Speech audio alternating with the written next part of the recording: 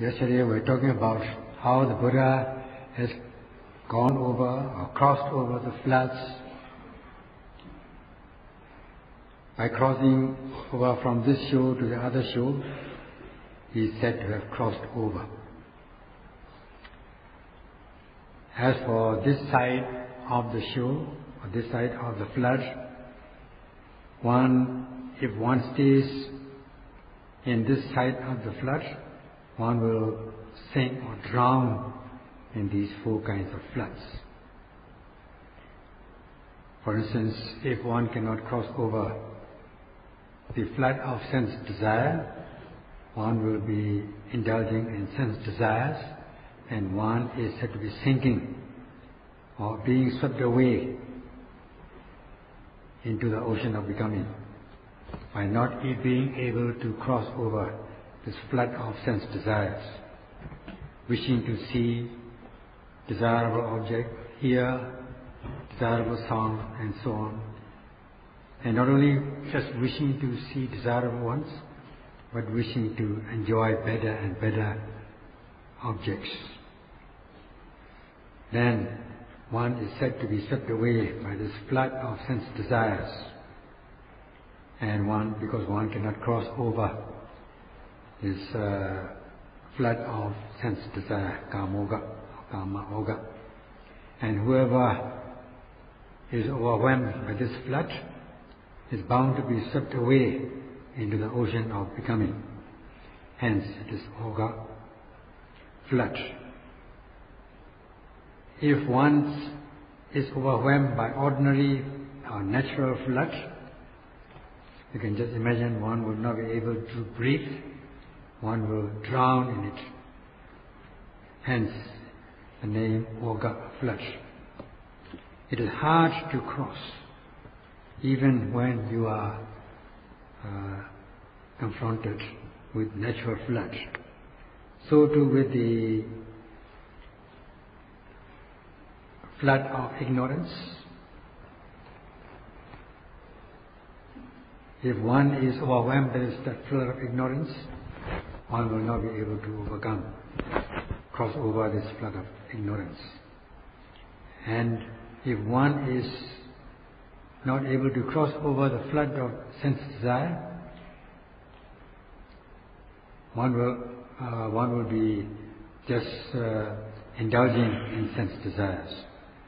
And then one may cling, if one is not able to cross over the flood of views, one will hold on to the view of the existence of individual self or soul, or supreme self or soul. Not knowing the truth, knowing wrongly in respect of the true nature of objects, one is said to be swept away by the flood of ignorance. And those who are not free from the three unwholesome things, namely avijja, tanha, upadana, ignorance, craving, and clinging, they will not be able, they will be sunk, they will drown in this flood, so that they will not be able to breathe. Hence, that's being compared to natural floods.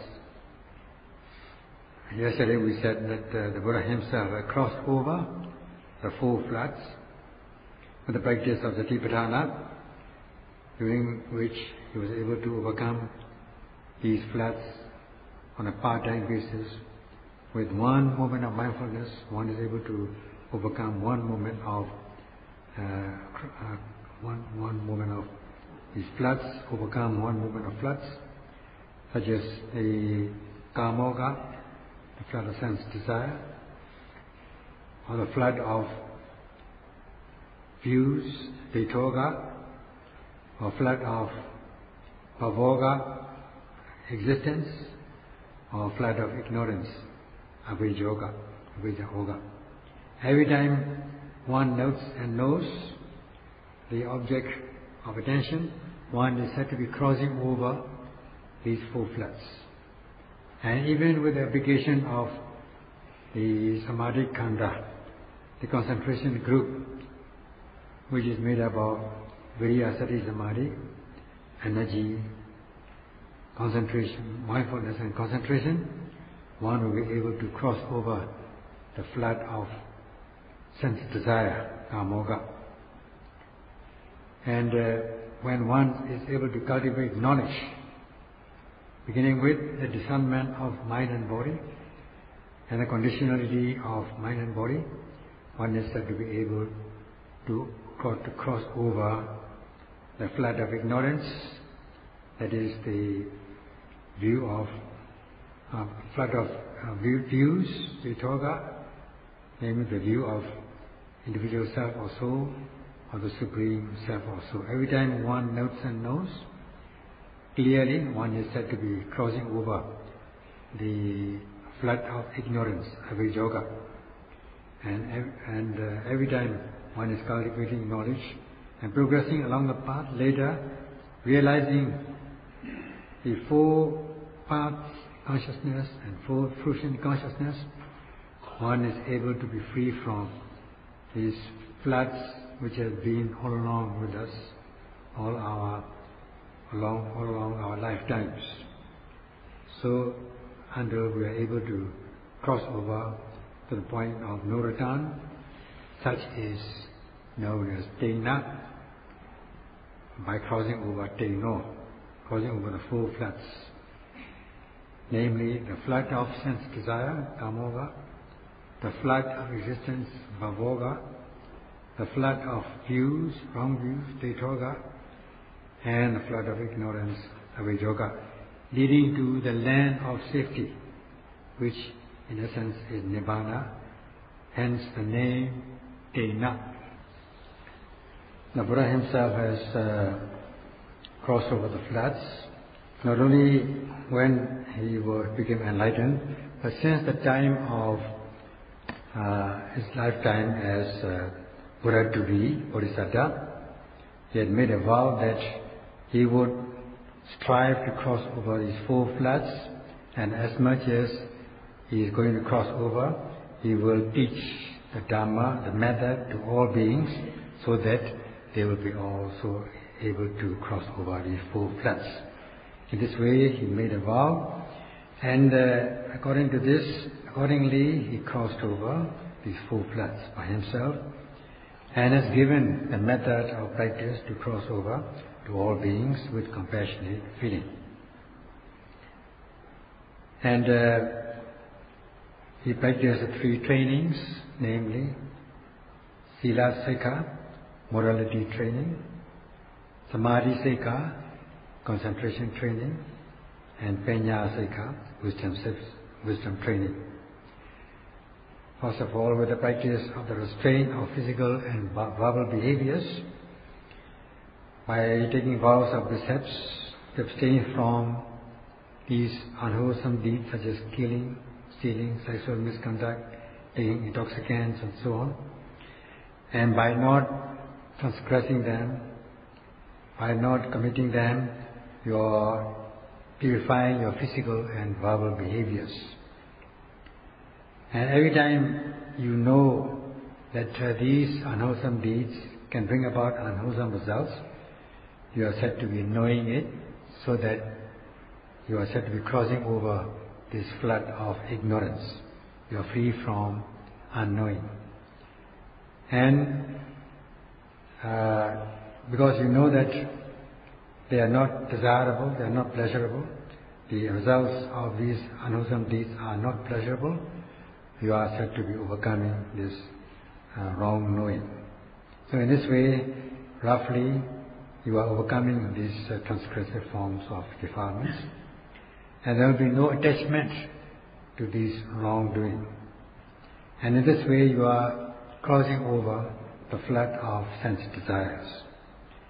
And then, with the power of intellectual reasoning and with the learning experience, you come to know that there are only this mind and body, nama rupa, and nothing besides that.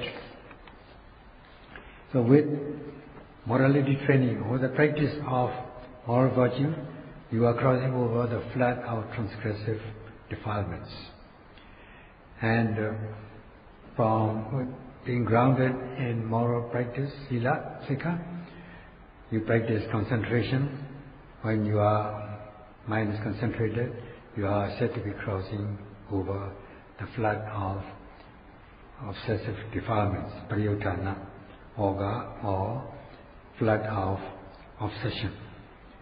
And as you are noting every arising object, not to miss them, you are applying this energy,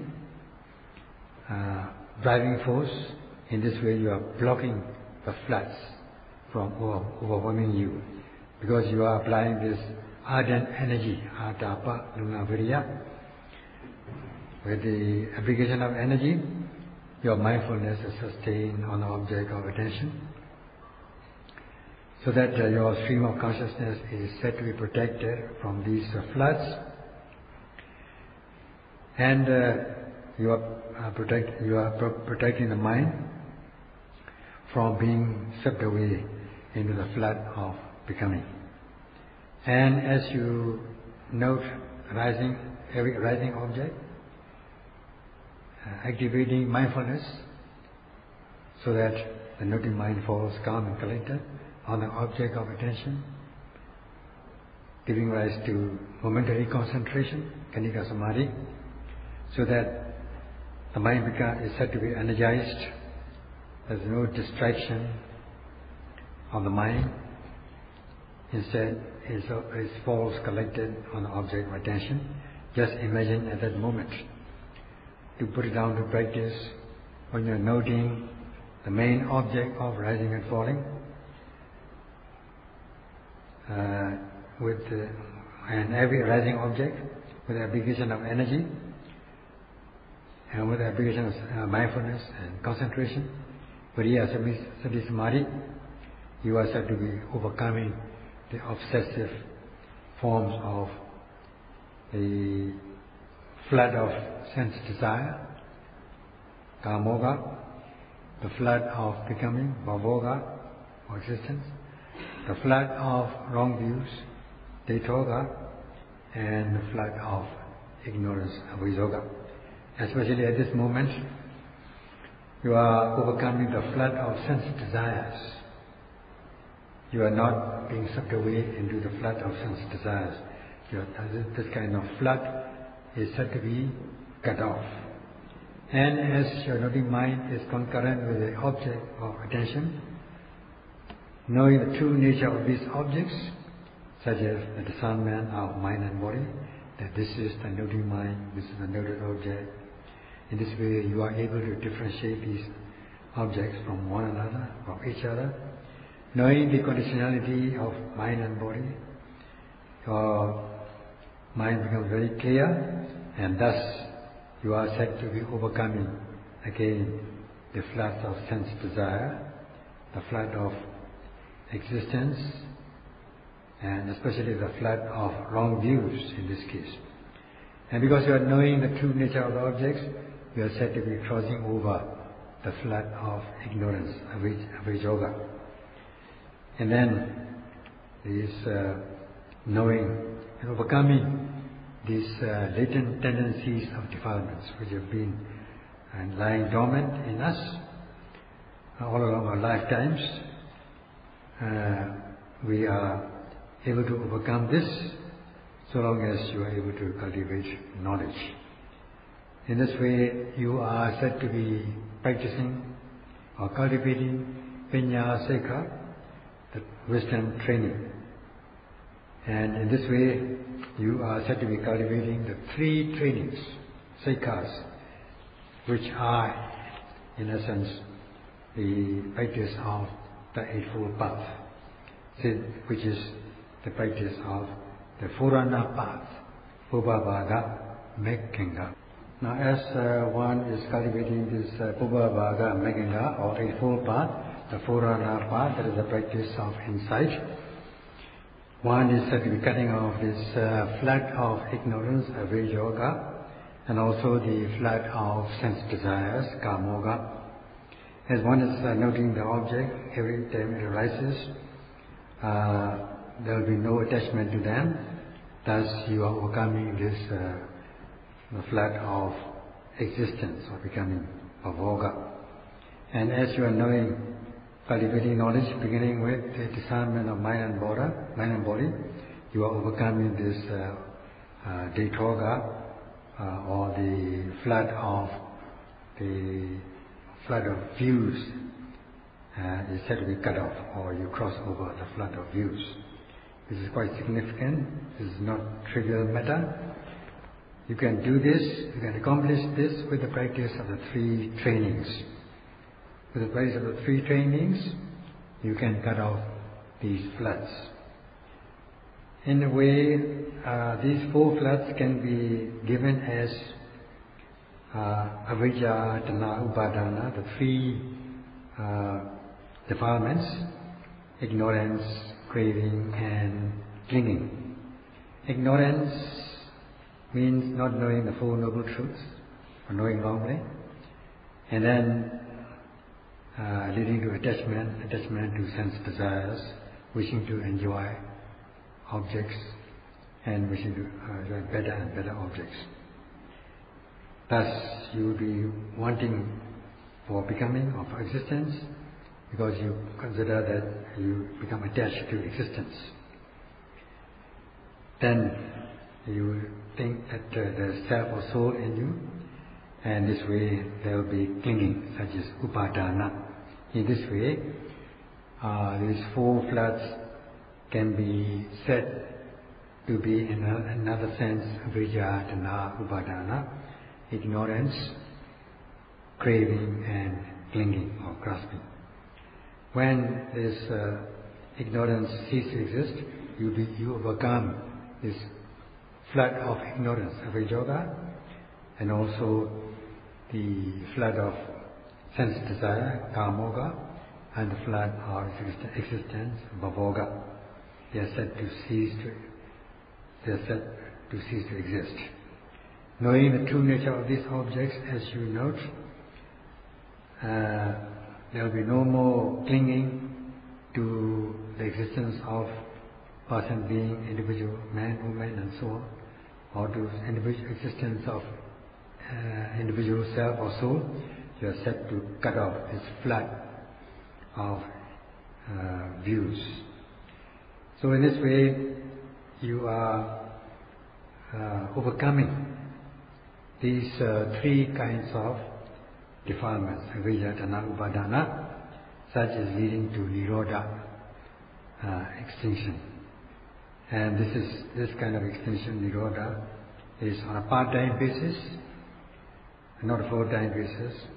As you know these objects and cultivating knowledge with the three trainings, sila sekha, samadhi sekha, and panya sekha, at that moment you are realizing this tadenga, nirodha, temporary or part-time extinction. And as one knows or fully understands the truth of suffering, dukkha satya, one is overcoming the flood of sense desires, because there will be no attachment to these objects. Thus, you are abandoning the truth of the origin, samudaya satya. So that this ignorance ceases to exist, and such is realizing the tadenga, nirodha, part-time extinction. If you are bound by these defilements, you will be committing unwholesome deeds, or wholesome deeds leading to a new existence.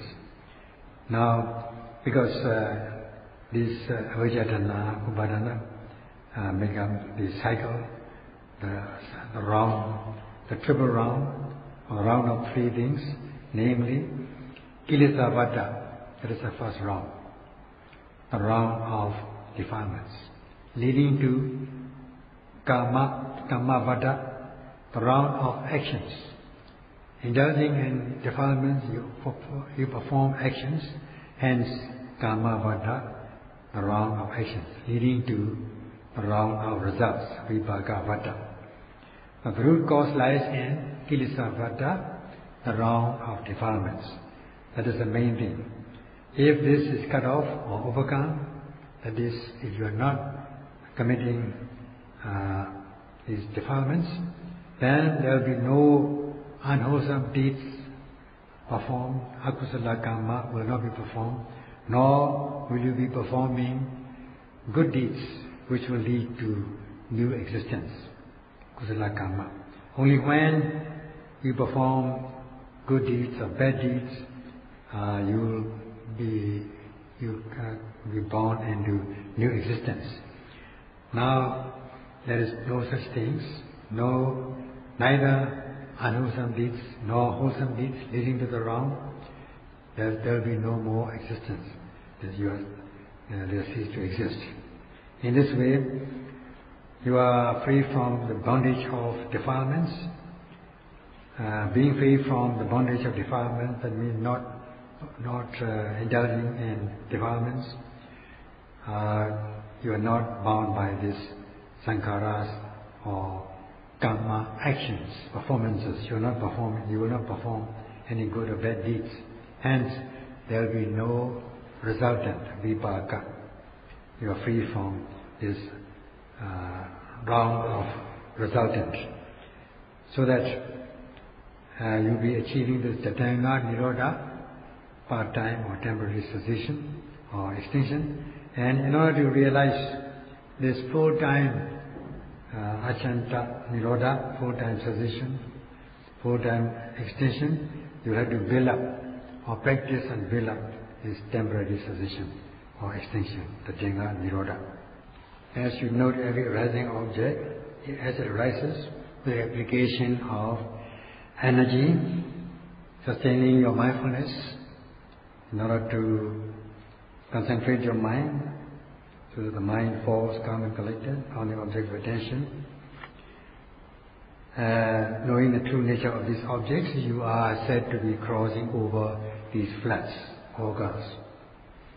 And in the beginning, you are grounded in the practice of morality, sila, and you practice other trainings, samadhi training, concentration training, and panya training, which are the noble part of a constituents, which is divided into again 3 parts, namely the morality group or morality training, concentration training or concentration group, and wisdom training or wisdom group. If one is able to know things in the true nature, you are said to be crossing over the aviyoga, the flat of ignorance, on a part-time basis. You are said to be reaching the Tatanga Nirodha, temporary extinction, temporary or part-time cessation. So you know now the method of crossing over these flats, and without knowing the method, you will not be able to cross over these flats or nor cut off these flats. So you have to know the method of these 3 trainings. So if one is able to develop this in yourself, enhancing these practices, developing them and multiplying them, you are said to be developing what should be developed, bhavetava. And such a development is known as bhavana, mental development or mind development.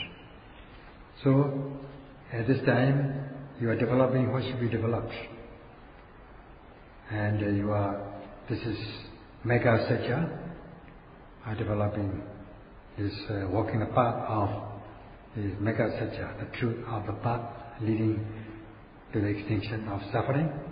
In this way you are doing these 4 things. That is full understanding. It is full understanding of the truth of suffering, abandoning the truth of the origin of suffering, realizing the truth of extinction from suffering, and developing the path leading to the extinction of suffering. In this way, these four noble truths are said to be involved in this, and as one is noting every arising object as it arises in your body, as much as you are noting for one moment of mindfulness of this, the truth of suffering, dukkha satya, excuse me, that is whatever arises in your body, you are said to be fully understanding the truth of suffering. At the same time, abandoning or overcoming the origin of suffering, samudaya satya. In this way, you realize the nirodha satya, the truth of extinction of suffering, and by which, and because you are developing the practice, you are said to be developing the truth of the path leading to the extinction of suffering. So by this way, by just performing one thing, that is noting the arising object in the body, dukkha satya, you are accomplishing these four things. So in this way, it is said in the Dhamma jargon, once you know the truth of suffering, you will understand the other four truths, or the other three truths. You are said to be accomplishing them. In this way, you can understand at this time, both from the theoretical and practical aspects. And if, on the other hand, you are not able to practice properly, then you will not be able to understand the method of practice, the method of overcoming these four floods. If you are able to practice properly, you are bound to see things clearly. In this way, we have these three trainings, which are given as noble path of reconstituents, Eightfold Path, or Puvabhaga Meghanga, the Forerunner Path. They all arise from the practice of four foundations of mindfulness, Satipatthana, such as the mindfulness of the body, Kaya Anupassana Satipatthana, mindfulness of sensations, Vedana Anupassana Satipatthana, mindfulness of the mind or mental objects, Citta Anupassana Satipatthana, or mindfulness of general phenomena, Dhamma Anupassana Satipatthana. If one is able to note them properly, these things are automatically involved, namely the Puvabhaga Meghanga, the Forerunner Path, or Eightfold Path.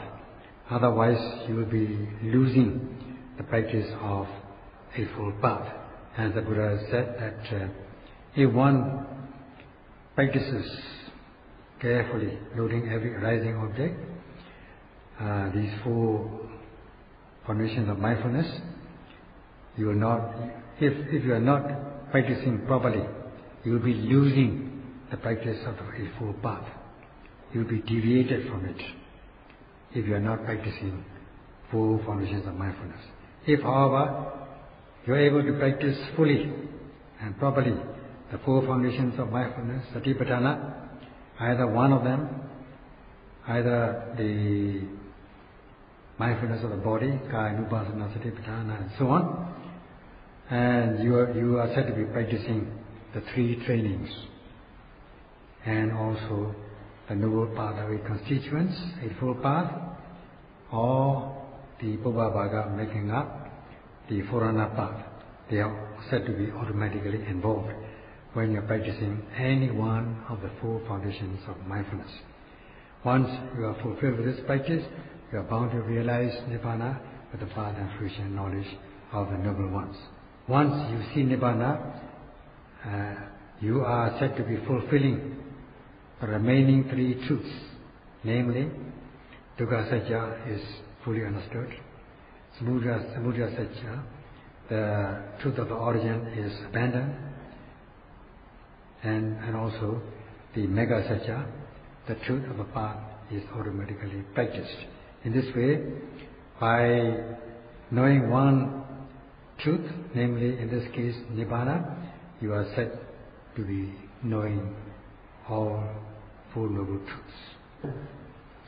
As for the Buddha himself, he has crossed over these four floods, and in a sense he's crossed over from this side of the samsaric suffering, the suffering of a round of birth and rebirth, to the other shore, thus saving himself.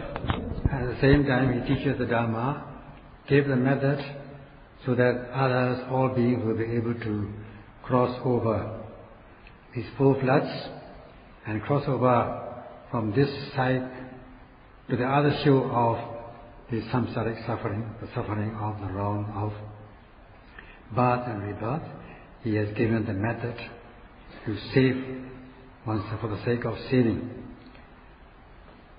So that at this point, if